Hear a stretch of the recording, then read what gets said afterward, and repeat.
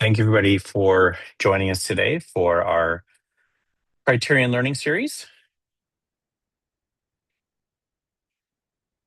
Today, we're going to be covering the GL account mapping in the system and how that works here. I will be sharing my screen here in a moment, but I do want to talk about real quick. We do have a chat as well as a Q&A available. So if you do have questions, we can answer those questions for you while we're discussing this today. And of course, if you have questions after the fact, you can reach out to support to get those questions answered for you. And the other thing, of course, is if we can't get it answered today, we will reach out to you to make sure those questions are answered. So let me go ahead and bring up my browser, be able to see self-service. Now, of course, this is one of those areas that is completely out of self-service. You won't see anything GL related in self-service outside of this text right here in this image. All of this is configuration that happens in the system. All right, so let me go back to the quote backend or the admin side of the system here to be able to see this. All right, so this is going to, of course, all be in the settings. This is not something that you would set up on individual employees per se. Now, certain things can tie to employee records, but it's in your settings over here. And there are certain aspects of this that can be imported into the system, and of course, certain aspects that can be manually edited. So we're really going to be focusing on these two things right here. Now, these, of course, do have a connection, let's say, to your income codes, to your deductions, to the taxes, and so forth. So if you don't see an income code, let's say when I go to my account map, or you add a new income code, you need to go into this settings in here, into the GL accounts and or account map to do that. So let's first talk about the accounts themselves. All right, so I'm able to see my different accounts that are out here. You will see how I can have it for different employers because you may have a different chart of accounts for different employers. And here you'll see a number of examples I have on this. Of course, I can sort by my columns here to see this. Now, I can manually add this information by just clicking on add, unless I needed to add a 1003 to handle something. I could do that very easily. All right, let's call this cash account. All right, so very easy to add something like that into the system, just manually adding these one by one if you would like to do that. Now, your accounts might be more than 4 characters. That's just what mine happens to be here. You can put in very long ones. Maybe you have different separators in there or something like that. That might be an example of an account. All right, so just so you know, it doesn't necessarily just need to be 4 characters. We build it out for you and with you to have whatever size you need there. And of course, the account name can be whatever you want to call that as well. It might be the same as the account number. Typically, you'd want to make it so you know what this is. So using the same name as you're using in your ERP makes things easier when you're, let's say, looking at a report in the system. All right, so you'll see those right there. Now, after you've done these here, that's where the account mapping comes into play and how this would work here. Now, I have a few that are set up. First off, I want to talk about how you can actually show more columns than you're seeing right here. So let's talk about that. If I right click on the down arrow of any one of these columns, it doesn't matter which one I choose. You'll see they all have one. I can go to columns and you'll see there's actually a couple of extra columns that are not showing by default, but I can turn them on. So maybe you don't do stuff by project and task or location, but you do everything by department and cost center. You can certainly turn those off as needed and turn on the ones you want. All right, now the other thing you can do is you can right click on if you want to group by a particular field. Let me show you an example what that means. I've right clicked on, or I clicked on the drop down for type, and it's possible I want to group them all together there. So you'll see as I do that, there's deductions for employees, employer, incomes, net pay, et cetera. And then maybe I sort after that, like I want to sort by the debit account within those groups. So you can easily do it that way. And that works for anything. I can say I want to group by this column, and now it's by location. Now I can only group by one at a time. So I wouldn't be able to say I want to group by the type and then by the account number or something like that. All right, but just let you know that's out there. It's very useful when you're going through your setup, maybe to group it by certain things. You might be looking for a certain deduction code or income or tax or whatever, and you want to make sure that it's configured. Maybe by grouping up by this would be helpful. Or you want to double check the location is set up correctly for different incomes, et cetera. You can, again, group by, let's say, location or department or something to make sure you have all that right information in there. All right. Now, of course, you'll see here this is by employer, as just like the account numbers. This is by employer. And here I could search for certain ones. Now I only have about, I don't know, 15 or so in here, so it's probably not too bad to find, a certain account number. But you can imagine if I had hundreds of these and I was looking for, a certain account number, yes, I can sort and I can group and everything like that. But even then, sometimes you just don't have enough screen real estate to see something and you want to just see a certain account number or something like that. You can do like this and it's going to search. Now it's going to search everything. So if 3000 happened to be the department number and not a GL account or a credit or a debit account number, it will find that. All right, so I can do that search there, and you just saw click the little X to close that, so I'm not seeing that information anymore. All right, you'll see here the add button. So this will allow me to manually add a new row to here. All right, so do that here. First thing I do when I'm doing this is I'm telling it what type am I doing this for? And you'll see different ones that are out here. So this would be the employee contributions to deductions. This is the employer contributions, also sometimes known as their match, income codes, net pay, rounding, statistical journals, let's say for Sage Intacct, suspense accounts, employee taxes, employer taxes, and time off.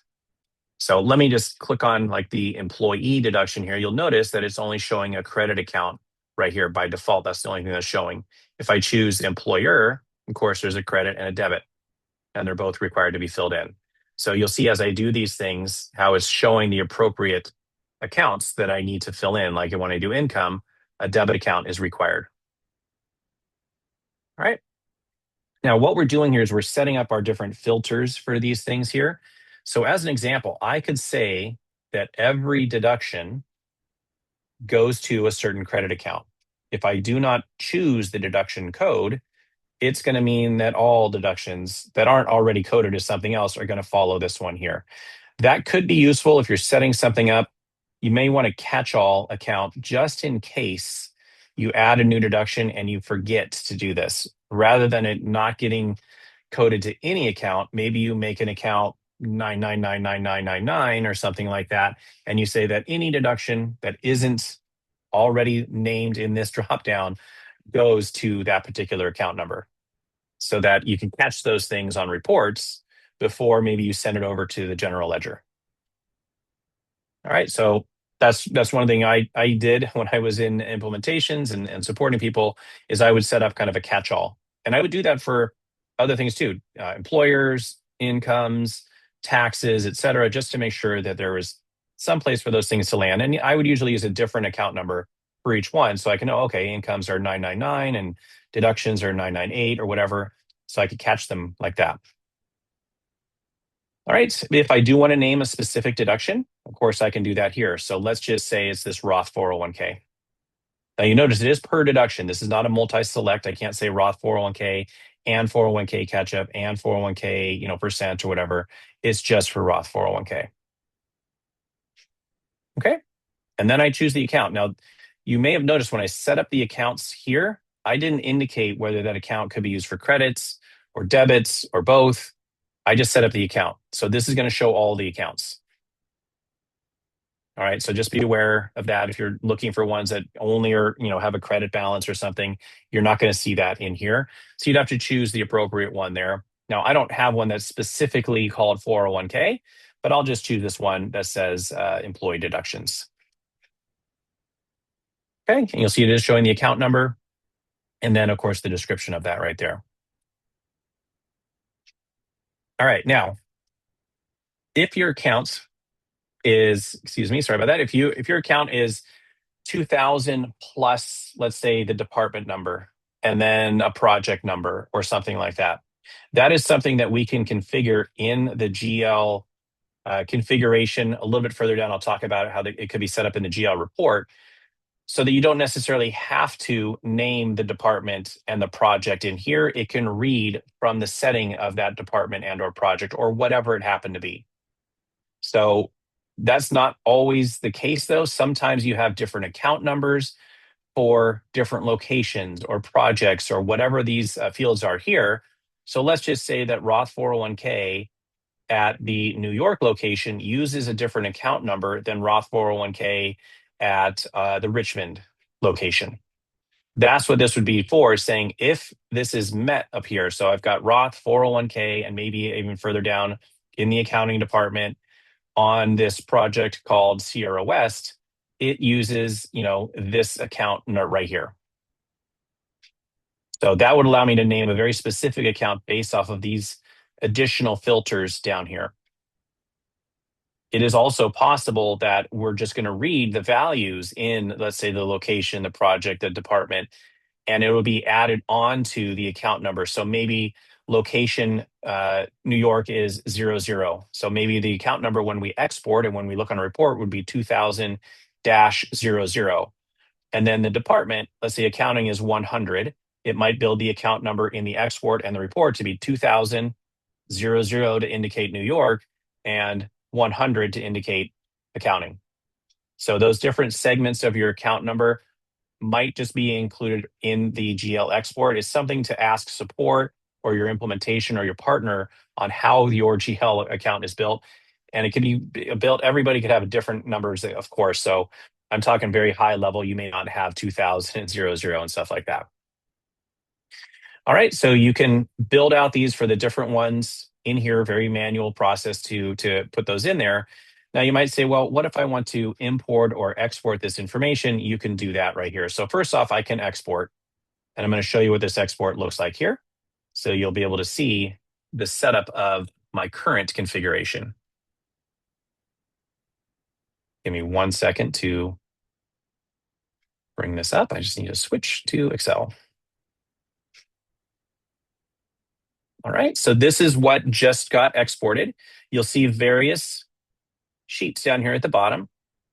So first off, my GL income mapping. So anything that is an income is going to be listed here. All right, so here you'll see for all incomes, we're using 1002. For hourly income code, we're using 1000. For salary income code, we're using 1001. Now, of course, I may have other values in these other things. As I was just mentioning, if I'm filtering it down and it changes the account number based off of location or something like that, that might be in there. All right, you'll see here, deductions, same idea, where I've got the deduction, and then I've got the deduction codes for those ones I'm naming specifically, and if I do have those individualized ones by department and cost center and so forth, I would have those there. Taxes, time off, GL net pay, statistical journals if you're using those, suspense accounts, etc. So these are all here for the different types of things you just saw in the setup. You can see here in this export. All right, so that is an export of all this information. Now you may say, well, I want to import this. I've got I got it already out in Excel, and I want to use that to load into the system so that I can, make this very easy to load in. And yes, we have that where you can bring in your GL account maps through an import. Let me show you what that looks. First off, how do you get there to get the file itself, the template? So let me switch back over and show you where do you go to get that. Then I'll show you the file. All right, so back in the system here, haven't changed anything. Go down here to system configuration and you'll see data import right here. Now this I've already teed it up for myself, so it makes it easy, but it's under the module 5 payroll. And then this is 5D payroll GL. All right, now I don't have a file ready to import, so I don't need to worry about selecting this now. I just want to look at the template itself, and I'll explain this one a little bit to you. So let me again switch over here to the template. It goes full screen on me, so it takes me a second to not be full screen, and I can then look at this here.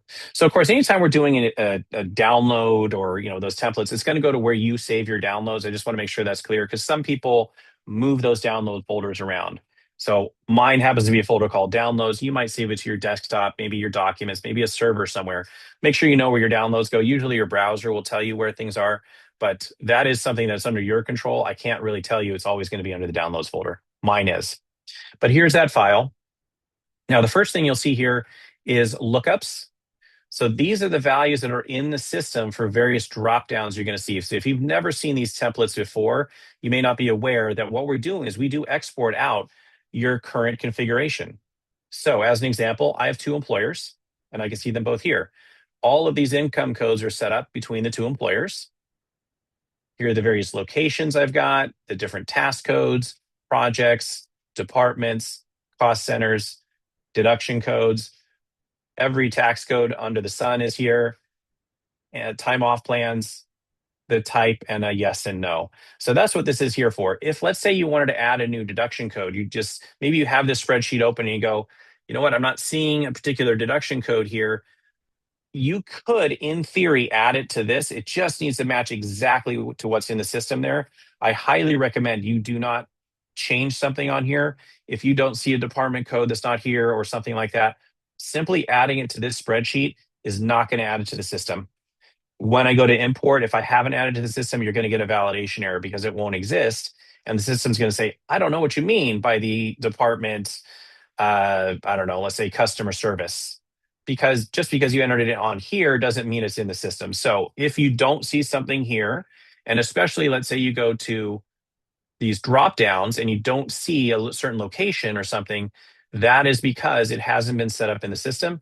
And I would highly recommend you go and set it up in the system and re-download the template rather than confusing yourself and adding it only here and then getting errors and then having to redo the template and all these other things. So check this one first just to make sure. The only one that you really can't touch would be the tax codes. They should all be here. I think I looked yesterday. Yeah, there's 11,000 of these. We're not going to expect you to know them all. You'll know the ones for your state, and of course, there's federal and stuff like that. But you don't touch these, especially. You can't add new ones. But the other ones you can. You can add new deductions and stuff in the system. Do it there, and then re-export this file. So first off, you'll see here, these are the existing account numbers in your system. If you came in here, you've never touched the GL before, this sheet would be blank because you've never set anything up. And you can simply copy and paste. Maybe you get an export from your ERP. You copy and paste into here the account number and the account name. You do need to indicate which employer it's for. You'll notice I didn't need to do that in the system because it was a drop down where I chose the employer. I didn't have to do it for each entry that I made. All right, and then this is going to look very similar to that export I just did, but now I can add new things in here. So I could say, for an example, for Iron Nest, for this particular income code, let's just choose, I don't even know what DBS is, but I'm going to choose DBS. Now, as you can see there, the employer, and right there, that needs to match. I can't choose Graduate School Inc. airfare. Even though the code still matches, this is a different employer. So I need to make sure I select the one for the right employer. Now, if you have a single employer, that's no problem.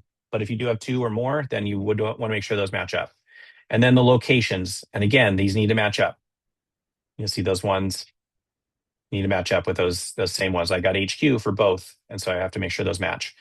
And projects. So this is the exact same way it works within the system where I could set those different filters. But I can do this here in a spreadsheet. And then I say, okay, here's the account number I'm going to use for the debit and or the credit, depending on whatever I'm selecting here. All right, so let's just say I'm doing an income. Let's just say this miscellaneous income right here. All right, I think it should be a credit, but you can see that right there. Now, exclude GL means we're not going to include it in the GL export. So you might have something that is a non-cash income or something like that. You don't want it to be in the general ledger. You can say you want to exclude it. I should have mentioned that when we were setting it up. So you can do that right there. All right, so very easy to do this in here. It's especially useful when you have, you're starting the system up for the first time, setting up your GL, or maybe you have a new deduction and it needs to be coded by different departments, different account numbers for different departments. You could come into here and say, all right, I'm going to add, that same deduction over and over again. Let's just pretend it was this 401k, and I need to do it, for 10 different departments. I can copy here. Let's just say it's the employee side, paste there, and then maybe it's just every department has a different thing. I didn't have 10 departments, but let's just say I was breaking it down this way, and there was a different account for each one. All right, and then the account number changed slightly from each one. That would be very easy to do this in a spreadsheet. You might already have those from your accounting system, and you just simply paste in the account numbers. Now, you do need to make sure the account number exists here. If I copy and paste into here from another spreadsheet and I don't have the account number here, you will get an error when you go to import. All right, so that is an example of how we can do this here. So let's just do like a credit account. I'm going to go ahead and put these in here. I'll just choose some. I'm going to use the same one for each one just to make it easy. You'll see here it doesn't show the account number, so make sure you understand the names. This is used in the description, not the number. All right. And I don't need to do the entire GL account. Let me just remove this one here so I don't have an error. I want it to work. I don't need to do the entire GL. I can just do one deduction code. I can, maybe just one tax code, maybe you moved into a new state and you got to set up that state or something. You can just do it, one at a time if you need to, or one type at a time. All right, but just make sure you've got, everything set up right in here. All right, and I'll go ahead and what I'm gonna do is just save this here and I'll go back into the system and load it in. Now I'm hoping this doesn't error. I believe this is the same account number, so there should be no problem with this when I go in and I go back into the system here. So you'll go back into your data import and I didn't change the share. All right, now in this case, you do need to select import. And then you would browse. Now I can drag and drop onto here, but I'm just going to browse and go to that downloads folder. And where's my downloads? There it is. And that was my 5D. Now, it doesn't need to have the same name that was exported. If you want to call this, what was that company? Iron Nest GL accounts or something like that. I could call it that. I don't need to use this same name, but here I'll go ahead and import it. And let me cross my fingers that everything is okay. I didn't really touch anything but that one. Oh, I do have errors. So what did I mess up? I don't know. Maybe Connor and or Patrick are yelling at me because they saw I messed something up. I don't know what it is. It should tell me. Oh, I didn't choose the employer. So you guys could have caught that one. I had to put the employer on the deduction. Let me fix that little minor issue there and I'll import it again. So it does tell you in the, let me just show you here what the error looks like in case you ever do this import. I'm going to just quickly go into the errors one. You'll see it's highlighting and saying, hey, you forgot the employer. And yes, I did. I scrolled over to the right and I didn't see it there. So let me just, in my original one, put that in there. Now I could edit it in here, but the problem is that now this is called errors versus the original one. So I always recommend going back to the original rather than putting in the errors because you might confuse yourself. So if I go back to my original, you will see I've now added the company right there. So you get to see what it looks like when there is a problem. Let's go back in and do this again. Again, I'll just browse and find that file.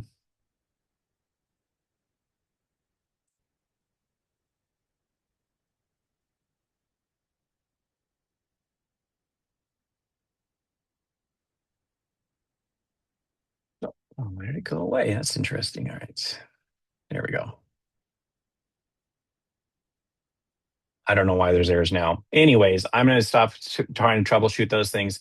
I may not have saved it. Maybe that's what I made a mistake there. But that's how you can import in that information. Then when you go back up to your GL account map. Now, the one thing that I've always found useful is that you might need to refresh this screen. Sometimes they don't show up here right away, especially let's say if you use two different tabs, which I tend to do a lot. I'll have two windows or tabs open. You'll want to hit this refresh button just to make sure everything shows up. you can validate here. What this is looking for is if you do have anything that is, let's say you've got two account numbers for the exact same income code going to two different account numbers. So maybe let's say this Roth 401k, I have it set up twice, and one of them's going to 2,000, one's going to 2,300.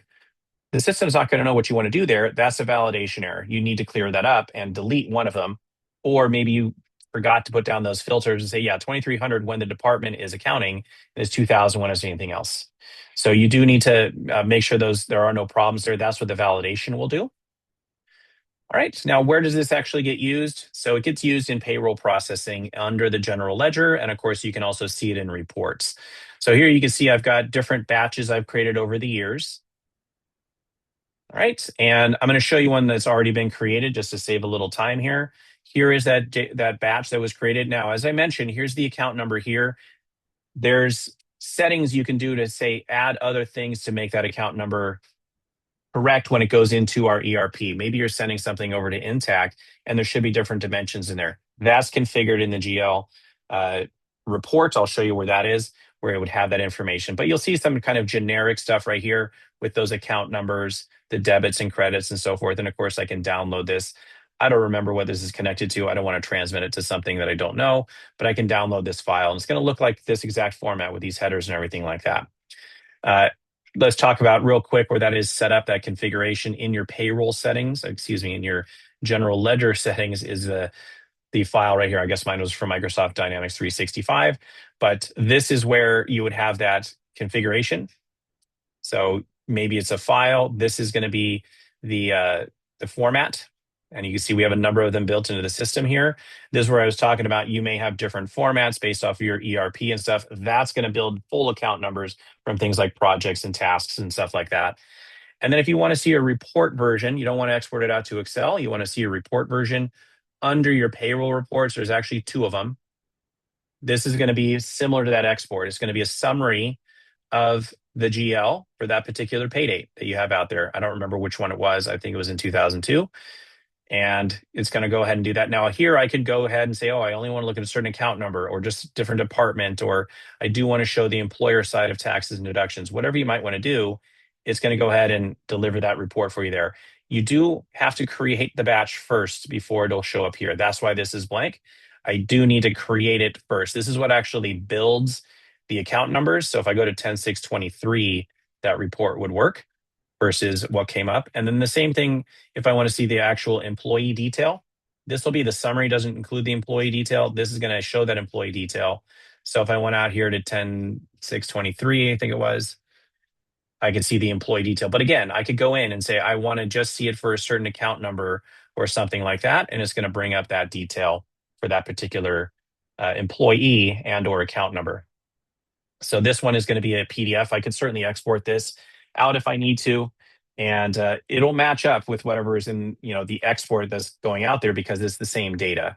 So here you'll see there's my account number, there's the type. This is an employer tax, and you'll see there like for each individual employee. So here's Paul, there's Sean, and going down, and I can sort it by the account numbers, by the employee, by whatever I need to do there to see all those different details if I need that.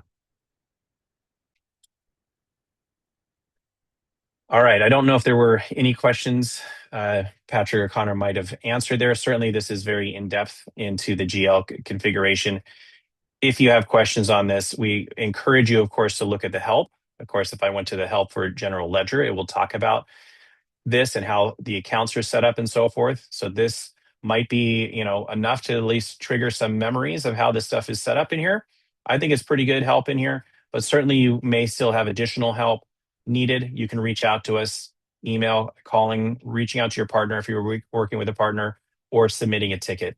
So if you do need some help with that, one thing to note is if you forget to set up an account number or you have the wrong account number and you've generated that GL batch over here in General Ledger, you can always delete it, fix the problem, and you can regenerate it. So you're not stuck if you have the wrong account number. You can clean up the mistake and regenerate it. So don't worry that if you typed in 1001 instead of 1002, you're forever, going to have to go and edit a file. You can fix it. All right, so let's move forward with talking about what's coming up in the future here with our future learning series things. Where is I apologize. I don't know where it went, my sharing of that. So I do want to thank you for joining us today. Here's our upcoming schedule of events. We're going to talk about payroll again in a few weeks, but the next one we're going to be talking about learning management. So that's your courses and classes you might offer your employees, skills and certifications they may receive as a result of taking that learning. So we're going to be talking about that in 2 weeks here. And then we're going to revisit a payroll topic, just kind of a generic payroll processing and those steps involved with payroll processing from the timesheet into payroll to modifying and reporting on that information, all the way through to generating a GL. And then performance reviews. It's a kind of a broad topic, but we'll talk about how you set them up, the different competencies, goals, et cetera, and how you perform a performance review. And then finally, a new topic that was a thing that we introduced in our latest update, which is referral bonuses and how those work. So you'll see how to set up the referral bonuses, how to assign it to candidates, and how to pay them out of payroll. So I do want to thank you for joining us today. As always, we do appreciate you as a customer. And if you have questions, please reach out to support or to your partner. They will be able to answer those questions for you. And I hope to see you all again in a couple of weeks. Thank you again.